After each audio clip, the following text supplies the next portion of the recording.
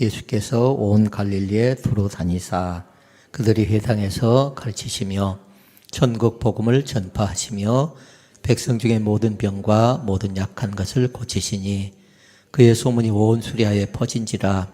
사람들이 모든 앓는 자 곧 각종 병에 걸려서 고통당하는 자, 귀신 들린 자, 간질하는 자, 중풍병자들을 데려오니 그들을 고치시더라.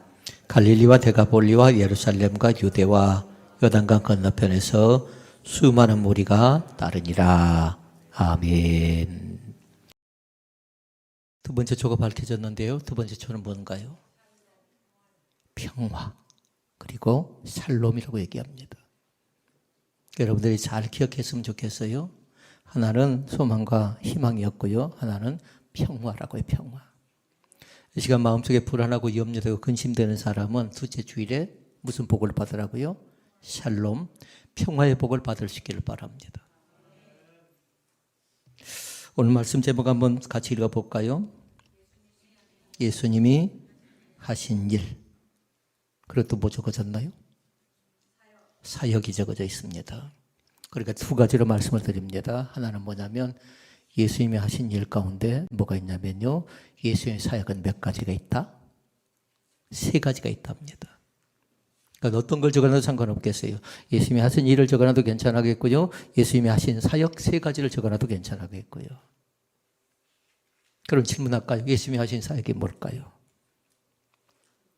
아직 말씀을 나누지 않았기 때문에 여러분이 알고는 있어도 제대로 대답을 못할 수 있습니다. 그러나 예배가 다 마쳐지고 나면 정확하게 예수님이 하신 사역 세 가지가 기억날 수 있으면 좋겠습니다. 먼저 살펴볼까요? 예수님이 하신 사역 쉽게 볼 수가 있는데요. 23절 안에 다 나와 있습니다. 23절 안에 읽어볼까요? 예수께서 온 갈릴리에 두루 다니사 저희 회당에서 가르치시며 천국 복음을 전파하시며 모든 백성 중에 모든 병과 모든 약한 것을 고치시니 이렇게 말씀합니다. 그리고 이제 답이 어느 정도 나왔죠. 그렇게 여러분 줄을 그어놓을 게 뭐냐면 두루 다닌 걸 적어놔. 두루 다닌 거에 줄을 딱 걸어라고요. 예수님이 어떻게 다녔다고요? 두루 다녔다. 한마디로 얘기하면 여기저기 다녔다라는 겁니다. 그리고 동그라미 해놓을 게 하나 있어요. 회당에다 동그라미를 딱 해놓으시라고요. 회당. 이제 1번. 가르쳤다. 가르치는 건 두 자로 뭘까요? 예배의 기능 가운데, 교회의 기능 가운데 5가지 있잖아요. 그 가운데 교육을 얘기한답니다. 교육을 다른 말로 얘기하면 디다케라고 얘기한다. 디다케. 이제 첫 번째 것 물어보면 대답할 수 있어야 돼요. 첫 번째 뭐라고 하신 일 가운데 교육인데 바로 가르치신 것인데 디다케다. 이렇게 대답하면 되겠습니다. 두 번째가 나옵니다.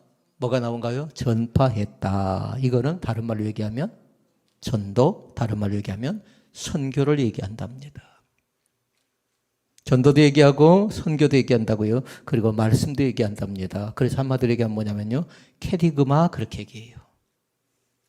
여러분은 거기까지 적어놓으라고요. 교육은 디다케고 그리고 설교 전도는 뭐라고요? 캐리그마라고 적어놓으시고요. 그리고 세 번째 말씀이 나옵니다. 모든 약한 것과 모든 약한 것을 모든 병과 모든 약한 것을 고쳤다라고 얘기합니다. 이건 뭘까요? 치유. 그리고 치유하려고 하면 어떻게 된가요? 병원에 제가 갔습니다. 그랬더니 선생님이 이것저것 다 물어봐요. 어디가 아파서 왔습니까? 물어봅니다. 근데 제가 침묵하고 있으면 될까요? 그럼 엉뚱한 거 치료하겠잖아요. 그러면 주고받고 대화가 돼야 되겠잖아요. 그러니까 먼저 뭐 한가요? 상담을 합니다. 상담을. 그러니까 모든 병과 모든 약함을 고쳤다는 건 뭐냐면 치유 사역도 되고 또 하나는 상담 사역도 된답니다. 그리고 여기서 또 기억할 것이 한 가지 있어요. 치유 사역이 되고 상담 사역이 되는데요. 또 우리 가운데 주신 것이 있는데요. 이건 뭐냐면 섬김도 된답니다. 섬김. 그러니까 섬김은 뭐냐면요. 디아코니아라고 해요. 디아코니아. 우리가 흔히 잘 아는 그 헬라어 단어가 있죠. 뭐죠? 코이노냐는 알 수 있겠나요? 코이노냐는.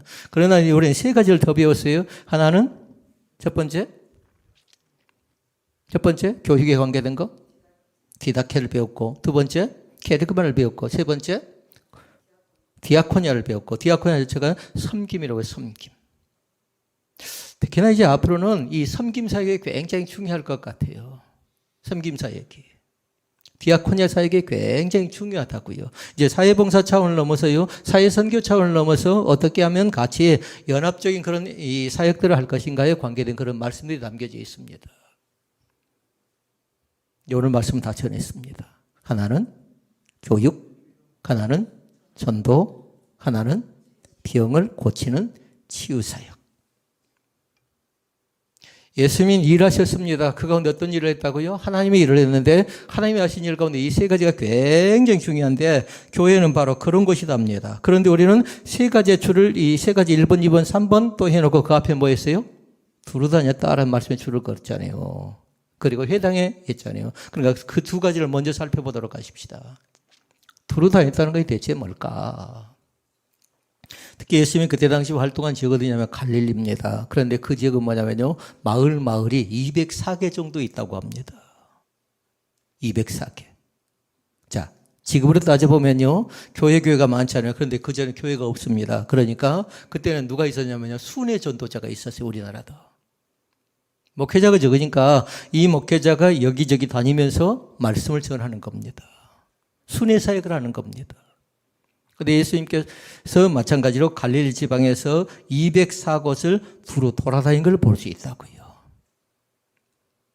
그런데 우리가 욥기 말씀을 읽어보니까 욥기 1장에도 나오고 욥기 2장에도 나오는데요. 욥기 2장 2절 말씀 한번 같이 읽어볼까요? 화면에 띄워보실래요? 욥기 2장 2절 말씀. 여호와께서 사탄에게 이르시되 내가 어디서 왔느냐? 내가 어디서 왔느냐? 묻습니다. 그럴 때 사탄이 여호와께 대답하여 이르되 뭐라고 합니까? 땅을 두루 돌아 여기저기 다녀왔나이다. 이렇게 얘기합니다. 하나님이 사탄에게 묻습니다. 어디서 왔느냐? 물으니까 뭐라고 해요? 땅을 두루 돌아 여기저기 다녀왔습니다. 라고 얘기하죠. 그러니까 잘 보라고요. 예수님도 여기저기 다녔습니다. 그리고 사단도 여기저기 다녔습니다. 그런데 여기에서 우리가 발견할 수 있는 것이 한 가지 있어요. 차이점이 뭔가를 잘 보라고요. 예수님이 두루 다닌 것과 사단이 두루 다닌 것의 차이점이 뭔가를 잘 보자고요. 먼저 예수님께 두루 다닌 이유가 세 가지가 있어요. 하나는 뭘까요? 누군가 대답해야 되는데 이제 이미 배웠는데 가르치려고 그런 거였어요. 뭐 하려고 그랬다고요? 전도하려고 그랬다고요. 계속 1번만 있으면 안 되는데 3번 가야 잘했는데 치유하려고 그랬어요. 고쳐주시려고 그런 거예요. 믿습니까? 예수님께 하시는 목적은 예수님은 다른 것 아니었어요. 예수님은 선한 목적을 가지고 여기저기 두루 다녔지만 사단은 뭐 했어요? 사단은 두루 다닙니다. 그런데 사단이 하는 것은 뭐냐면 먹이사냥 때문에 그래요. 먹이사냥. 한마디로 얘기하면 사단은 지금도 여기저기 다니면서 악한 목적을 가지고 누군가를 먹기 위해서 나름대로 예를 쓰고 있다는 겁니다. 이것이 달라요. 예수님이 돌아다닌 것은 가르치기 위해서, 그리고 전도하기 위해서, 그리고 치유하기 위해서. 그러나 사단이 돌아다닌 건 먹이사냥. 혹시라도 여러분들이 먹이사냥 되지 않기를 바랍니다. 제가 항상 얘기한 거 있어요. 사단은 먹이사냥을 하는데 우리의 뭘 본다고요? 틈새를 본다고 해서 틈. 무엇이 약점인가? 저 사람의 가장 치명적인, 가장 취약한 저 가정의 약점이 뭔가 봐서 그 부분을 노린다고요. 그 부분을. 그래서 두 가지 말씀은 또 잘 기억해 놓으시기를 바랍니다. 이 말씀은 잘 적어놨다가 집에서 꼭 확인하시고 줄을 그어놓고 암송할 수 있는 사람은 암송하는데 이미 이 말씀을 암송을 하고 있는 사람들이 많습니다. 읽어보십시다. 베드로전서 5장 8절 말씀. 근신하라. 깨어라. 너희 대적 마귀가 우는 사자같이 두루다니며 삼킬 자를 찾나니. 아멘. 그러니까 사단이 하는 것이 나왔어요. 뭐예요? 두루다닙니다. 뭐 때문에? 삼킬 자를 찾으려고 그런 거라는 거예요. 사단의 밥을 나름대로 그 자신이 먹이사냥하기 위해서 여기저기 두루다닌대요. 그것이 다른 것이고요. 또 나옵니다. 요한복음 10장 10절 말씀이 나옵니다. 읽어볼까요? 도적이 오는 것은 그 말씀을 좀 바꿔볼까요? 꼭 그 바른 건 아닙니다만 그럼 거기다 사단을 적어봅시다. 사단이 오는 것은 도적질하고 죽이고 멸망시키기 위해서 온대요. 그러게 여러분 어찌 되겠습니까? 나에게 찾아와 도적질하고 죽이고 멸망시키는 사단 앞에 굴복당하지 않기를 원합니다. 그런데 뒤에 감사하게도 또 나와 있습니다. 뭐라고 나와 있습니까? 내가 온 것은, 이제 거기도 해놔야죠. 내가 온 것은 누구예요? 예수님이 이 땅에 오셔서 하신 일이 나오는데요. 예수님이 오신 건 다른 건 아니라 생명이에요. 생명. 생명을 얻게 하고 더 풍성히 얻게 하려는 것이라. 아멘. 그러니까 여러분들이 충분히 이 말씀을 아는 사람도 있고 알기만 할 뿐만 아니라 이미 말씀을 암송한 사람도 있습니다. 베드로전서 5장 8절과 요한복음 10장 10절에 기록된 말씀. 이제 두루 다닌다는 말 자체가 이해가 됐으면 좋겠습니다. 차이점이 있다는 거 잃어버리지 마시라고요. 사단도 계속해서 이 집 저 집 다닌다고요. 이 사람 저 사람에게 간다고요. 그러면서 현혹하고 미혹하고 계속해서 우리 자신들을 힘들게 만들고 있는 것이 뭐냐면 사단의 전술과 전략이라는 사실이에요. 그러면 우리는 어떻게 되겠습니까? 사단에 대해서 강력하게 맞서야 되겠잖아요. 어떻게 맞서라고 했어요? 베드로전서 5장 8절 말씀에 다시 하면 뭐 해줄래요? 깨어라. 근신하라. 너희 대적 마귀 우는 사자가 둘 삼킬 잘 찾는데요. 그러니까 두 가지 하세요. 깨어라. 이 시간에도 혹시라도 잠든 사람이 있으면 안 돼요. 사단이 계속해서 우리를 힘들게 하고 어렵게 하고 예배 가운데 방해하고 예배 가운데 은혜 받지 못하고 사단이 우리 틈탈 가능성이 있잖아요. 피곤의 독소가 있으니까 얼마나 힘들게 살아왔나요? 얼마나 바쁘게 살아왔나요? 그러니까 사단이 하는 짓이에요. 잠들게 만들고. 근데 습관적으로 잠들게 만든다라는 거예요. 한 번, 두 번은 괜찮을 수 있어요. 피곤하니까 그럴 수 있겠잖아요. 그런데 예배 시간에 습관적으로 잠들어 버리잖아요. 그러면 사단의 여지없는 밥이 된다고 생각하면 안 돼요. 그리고 또 한 가지 나와서 깨어라 하고, 그리고 근신하라. 근신하라. 두루다닌다는 말 자체가 이해가 될 수 있기를 바라고요. 또 한 가지 나와 있죠. 이제 살펴야 될 게 뭔가요? 이제 살펴야 될 게. 아까 23절에서. 저만 빨리 쳐다보면 되는데. 아까 이미 다 줄을 그어놓고 동그라미 해놓았습니다. 회당. 회당은 다른 것 아니에요. 이스라엘 백성들이 바벨론에 침공을 당합니다. 그렇게 해서 성전이 없어져 버려요. 그러니까 그들 자신을 세워낸 것이 어디냐면요. 회당이에요. 회당. 그러니까 지금으로 따지면 지금은 성전이라고요. 이 예배의 기능을 하는 이 성전 자체가 얼마나 소중한가 잘 보라고요. 그들이 사모하는 마음으로 회당에 모여서 성전에 가지 못하니까 지금 그 이후에는 어떻게 하냐면요. 그들 자신들이 예루살렘 성을 바라보면서 회당을 그쪽 방향으로 다 세워냅니다. 회당이 하는 일이 뭔가 잘 보라고요. 회당은 뭐냐면요. 함께 모이는 장소라고 얘기할 수 있겠습니다. 다른 말로 얘기해 볼까요? 꼭 맞는 얘기는 아닙니다만 가정교회라고 얘기할 수 있겠습니다. 어려움이 닥칩니다. 곤란한 형편이 생겨납니다. 그럼 어떻게 돼요? 가족이 같이 모여서 예배해야 된답니다.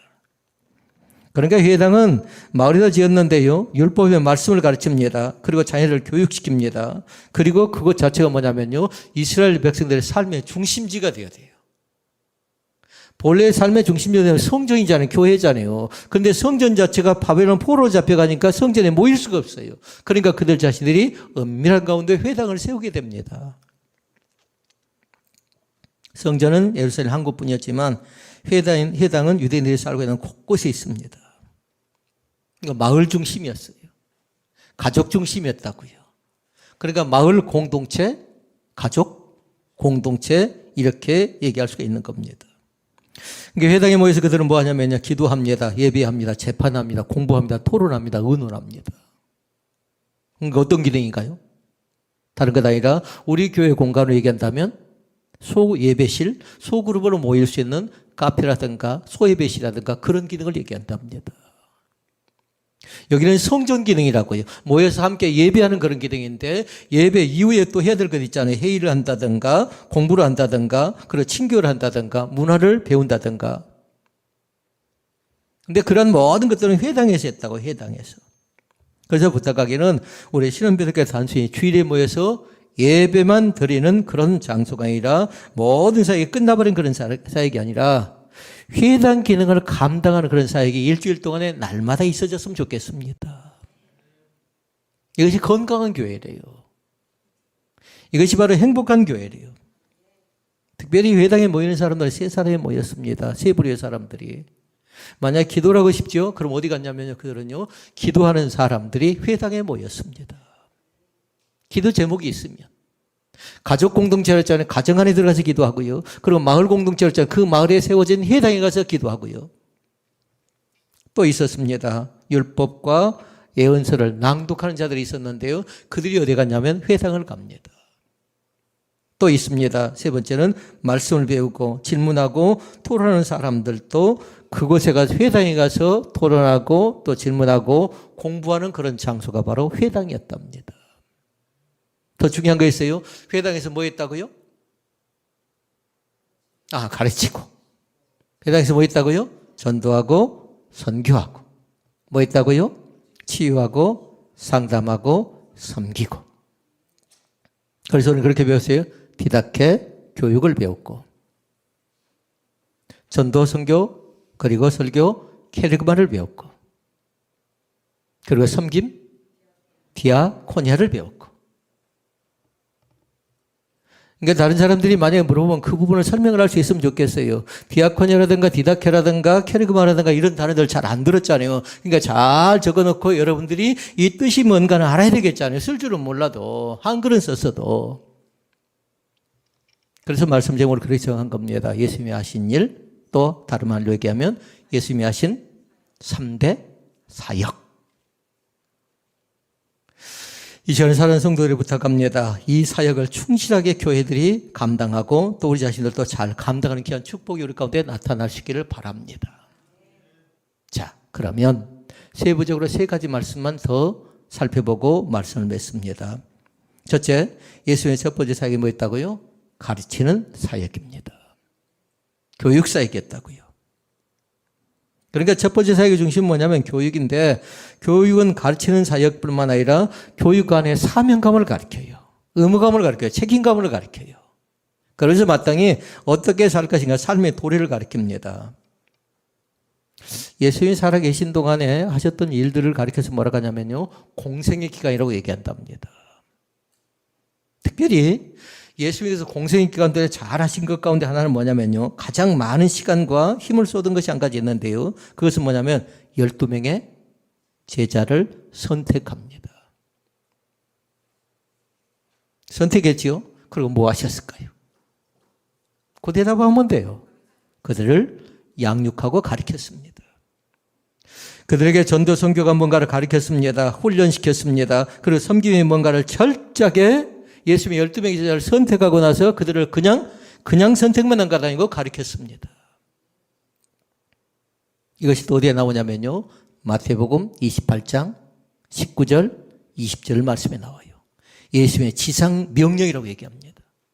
예수님이 이 땅 가운데 계시면서 제일 마지막에 지상 마지막 명령인데 그렇게 얘기합니다. 너희는 가서, 예수님께 제자들을 가르치는 모습이라고요. 너희는 가서, 크게 읽어볼까요? 모든 족속으로 제자를 삼아 아버지와 아들과 성령의 이름으로 세례를 주고 내가 너에게 분부한 모든 것을 가르쳐 지키게 하라. 아멘. 모든 족속은 뭐 하래요? 제자 삼으래요. 그리고 뭐 하래요? 그 제자들을 가르쳐서 지키게 하라.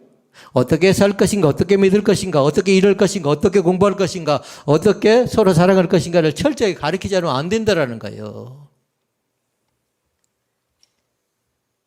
배움의 장소는 두 가지가 있답니다. 하나는 학교라고 얘기할 수 있겠습니다. 또 더 중요한 장소가 있답니다. 인생의 장소, 삶의 터전이 있어요. 터전. 사람과 사람 사이에 부대끼면서 서로 배워나가는 것이 있답니다. 학교는 때가 되면은 배우기도 하고 때가 돼서 놓치는 경우도 있지만, 그러나 삶의 현장은요, 우리가 평생 동안 사람을 만나고 사람과 헤어지게 되니까요, 그 사람을 통해서 많은 것을 배워나갑니다. 특히 사랑하는 성도 여러분, 실패 가운데서 많은 것을 배울 수 있기를 바랍니다. 고난 가운데서 많은 것을 배워나올 수 있기를 바랍니다. 실패가 실패되지 않는 건 뭐냐면요. 고난이 고난되지 않는 건 뭐냐면 이런 것도 있지만 얻은 것도 많이 있다라는 겁니다. 그전에는 몰랐답니다. 건강이 그렇게 중요한 것인가? 돈이 그렇게 중요한 것인가? 사람이 그렇게 중요한 것인가? 그전에 몰랐는데 내가 막상 어려움을 당하고 나니까 사람도 중요하고 돈도 중요하고 관계도 중요하고 이웃도 중요하고 교회도 중요하고 목회도 중요하다라는 겁니다. 어려움을 겪어보니까. 부탁합니다. 이런 것 때문에 슬퍼하지 마시고 하나님이 주신 것, 나에게 주신 것 있거든요. 가르쳐 준 것 있거든요. 그것 자체가 뭐냐면 주신 은혜 또 베푸신 은혜랍니다. 그걸 마음껏 받아 누리는 귀한 축복이 우리 가운데 있어지기를 원합니다. 예수님은 가르쳤습니다. 그런데 어떻게 가르쳤는가 봐볼까요? 마태복음 7장 28절 말씀에 나옵니다.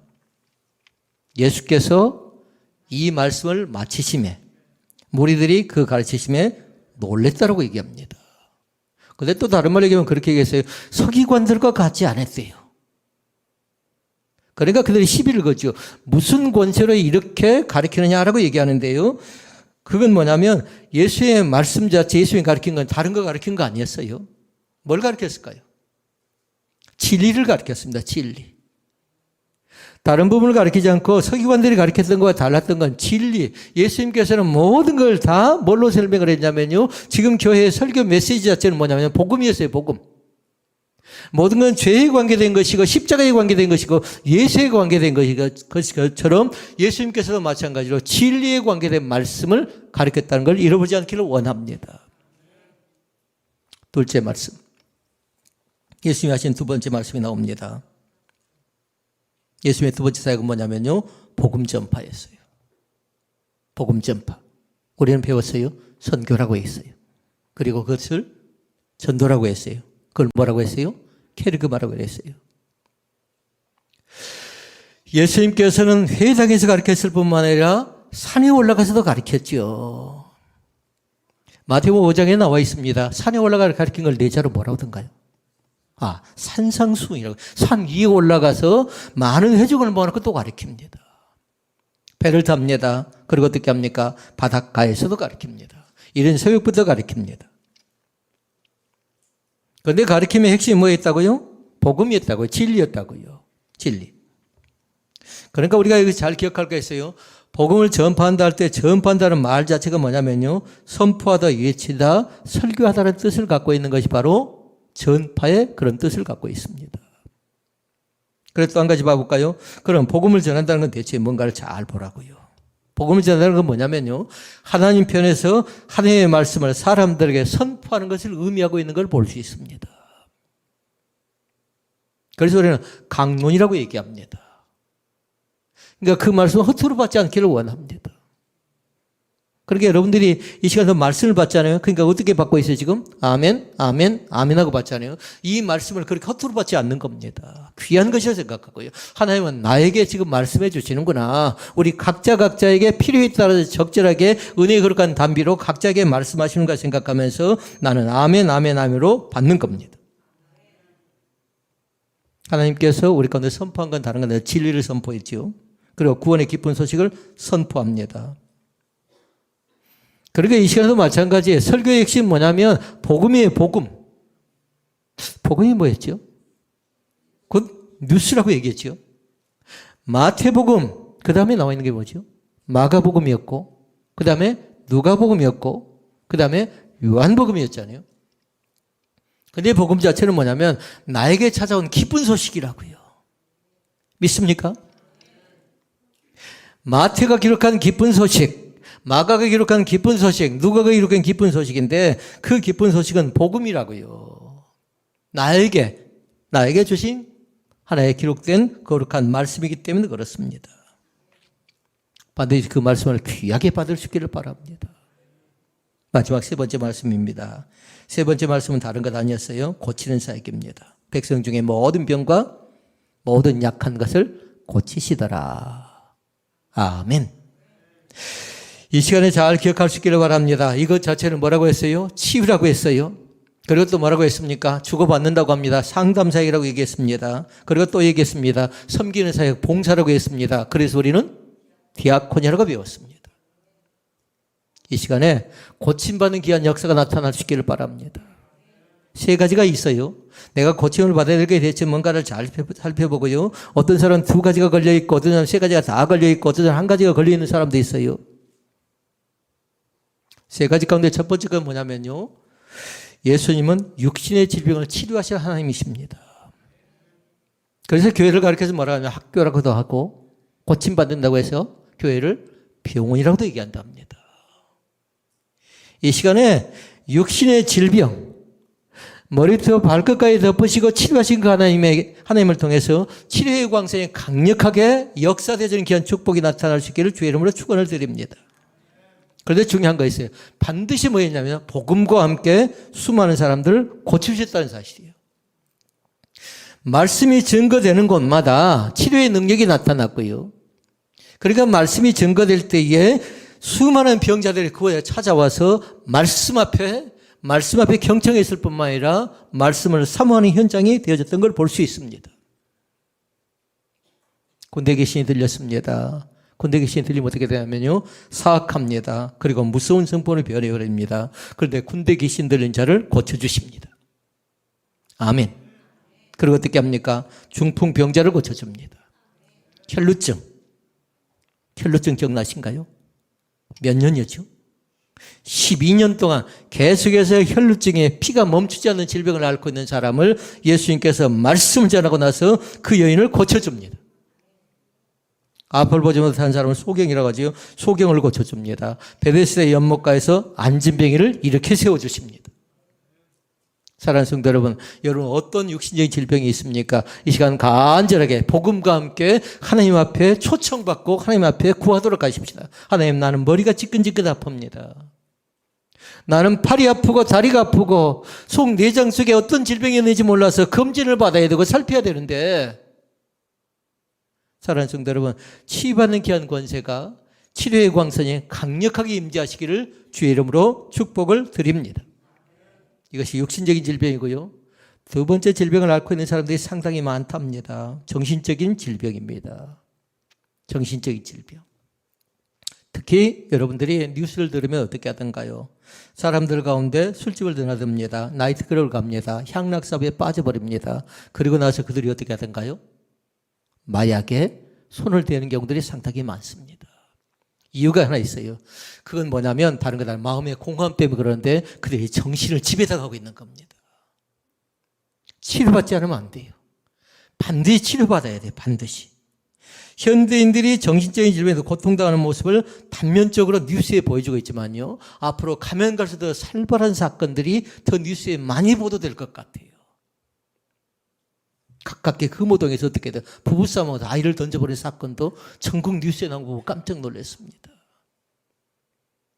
다 정신적으로 건강하지 못한 사회가 됐고 정신적으로 건강하지 못한 가정이 되어서 그런 거겠죠. 이 시간 혹시라도 내 머리가 막지 못하다, 내 정신이 건강지 못하다라고 생각한 사람들은 뭐냐면요. 이 시간에 근신하라. 깨어라. 뭐냐면 사단은 그냥 나를 그냥 놔두지 않아요. 범죄한 사람의 손을 그냥 놔두지 않는다고요. 범죄한 발을 그냥 놔두지 않아요. 더 악하게 만들고 더 타락하게 만들고 더 교만하게 만들고 더 지능적으로 범죄하게 만들잖아요. 세 번째. 첫째가 육신이었고요. 두 번째는 정신이었고요. 세 번째는 뭐냐면요. 영혼의 질병이 있답니다. 영혼의 질병이. 육신의 질병을 치료받는 그런 장소가 있습니다. 병원에 가면 내 병 자체가 치료받을 가능성이 많습니다. 정신질환도 마찬가지입니다. 정신질환에 걸리죠. 그러면 가족이 상당히 힘듭니다. 주변인들이 상당히 힘듭니다. 그런데 중요한 건 뭐냐면요. 정신이 질병 가운데 빠지죠. 그런데 더 불쌍하고 더 비참한 질병이 하나 있는데 육신적인 질병보다도 정신적인 질병보다도 훨씬 더 비참하고 더 불쌍한 건 다른 것 아니라 영혼의 질병이랍니다. 똑같이 신앙생활을 했어요. 똑같이 믿음생활을 했다고요. 그런데 그 사람 자체는 영혼의 질병을 치료받지 못해서 쩔쩔매고 있는 겁니다. 나는 죽으면 어떻게 하나. 미래에 대한 불안감이 있고요. 오늘을 살아도 열심히 살지 못합니다. 왜 그럴까요? 촛불 하나가 뭐였죠? 소망과 희망이 없다라는 겁니다. 오늘 열심히 해도 내일에 대한 소망이 보여지지 않아요. 사랑하는 성도 여러분, 영혼의 질병은 다른 방법으로 치유받을 수 없답니다. 의사에게 찾아간다고 해서, 병원을 찾아간다고 해서 치료받을 수 없답니다. 우리 주님이 초대합니다. 그런 사람들을 향해서 말씀합니다. 그런 사람들은 반드시 해야 될 것이 있는데요. 예수님 앞으로 나와서 치료받는 귀한 역사가 나타날 수 있기를 바랍니다.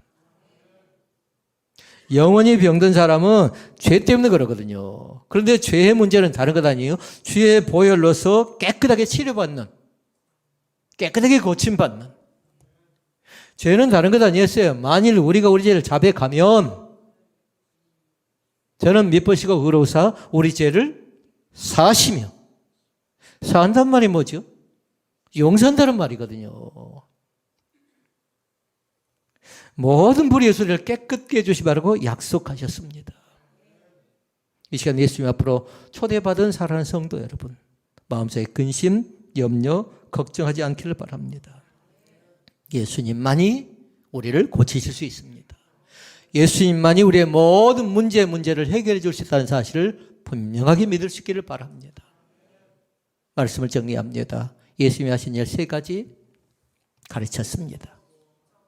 가로 열고 교육을 적어 놓으시고, 그리고 줄을 닦고 디다케를 하고, 그 다음에 가로 닫으면 첫 번째 것이 성립되겠습니다.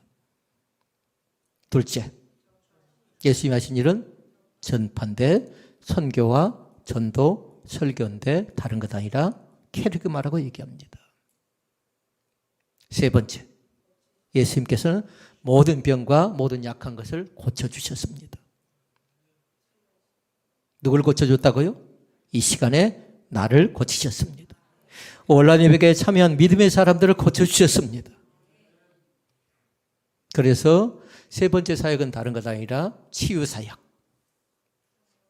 상담사역, 그리고 봉사라고 얘기합니다. 섬김이라고 얘기합니다. 그래서 그 말씀이 뭐라고요? 디아코니아라고 얘기합니다. 그런 사람은 인격이 변화됩니다. 삶이 변화가 됩니다. 실패자로 생각했던 사람이 다시 한번 성공자의 반열 가운데 들어가서 간증의 주인공이 되는 귀한 축복의 역사가 우리 가운데 나타날 수 있기를 주님의 이름으로 부탁을 드립니다. 아버지 하나님,